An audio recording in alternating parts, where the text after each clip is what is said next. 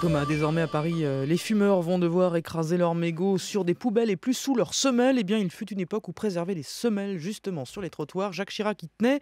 Il s'était mis en tête de ramasser les crottes de chiens et même ceux qui ne sont pas parisiens se souviennent de cette drôle de moto transformée. Le compteur est à moins 38 ans. Oui, on est en mars 1977 et imaginez devant un feu de cheminée. À moitié allongé, Jacques Chirac, qui vient d'être élu à la mairie de Paris, dévoile un point essentiel de son programme. Il concerne la propreté de la ville et Jacques Chirac a la solution. Il existe actuellement, et un certain nombre de villes les ont développés, des petits engins qui lavent les trottoirs.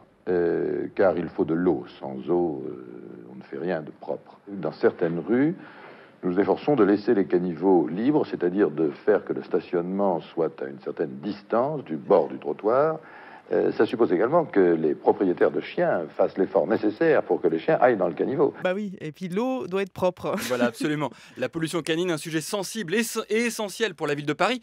Mais il faudra attendre cependant plusieurs années et plusieurs tentatives pour que les Parisiens découvrent enfin, sillonnant les rues, de curieux engins, très utiles, vous allez l'entendre.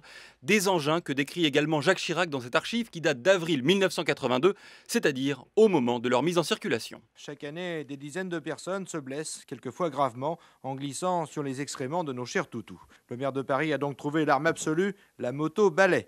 C'est une moto équipée derrière, sur sa roue arrière, d'un système spécial qui, par brossage très rapide et sans eau, permet de nettoyer les déjections canines.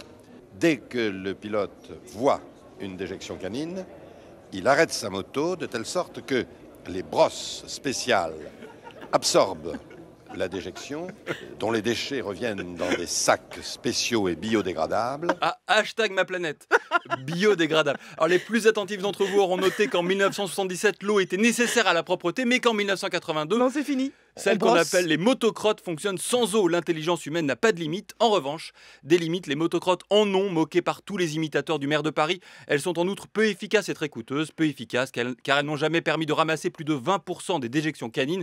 Et coûteuses, les 100 motocrottes ou caninettes coûtaient la bagatelle de 4,5 millions d'euros par an. Ça fait cher la crotte ramassée, d'où leur abandon en 2003 par le nouveau maire Bertrand Delanoë et le choix d'installer des sachets et de sanctionner lourdement les contrevenants. Un modèle finalement repris pour les mégots de cigarettes sans avoir eu à passer par la case de la moto mégot. Voilà, Thomas Negarov sortait du studio du pied gauche, on ne sait jamais, ça peut servir.